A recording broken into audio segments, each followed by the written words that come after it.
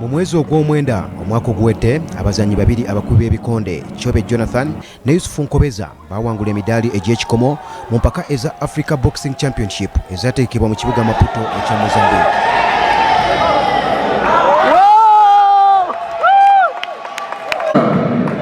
By RC Israel Nkobeza Yusufu representing Uganda.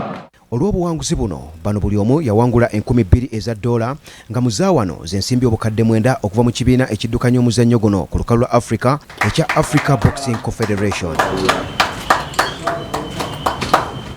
Ensimbi zino zibaweereddwa olwaleero ng'omukolo ogukomekkerezeddwa Pulezidenti wa Uganda Boxing Federation Moses Muhangi.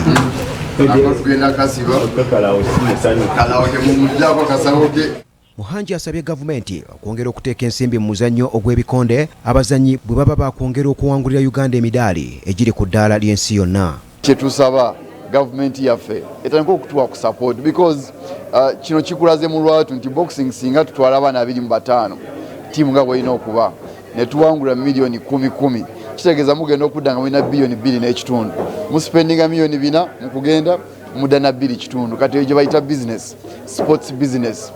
Era twogeddeko n'abazannyi abafunye ensimbi zino. Ndi musanyufu nnyo kuba munaye nzaani okukwatako miliyoni 9 olina ozira katono ng'okazza gy'oli nali nsuubira miliyoni 3.8 gold naye mukama n'aleeta kino nengamba kangene ne kino era ndi musanyufu okuba nga nkifunye. Baba okusaba naye kyengeza kubagamba bannaye mwongeremu amaanyi mu training gye mukola training yendeetedde okukwata kana akasawo kano kedina ssaawa zino. Uganda yakiikirirwa abakubi b'ebikonde 6 mu mpaka zino wabula 2 bokka be baawangula emidaali.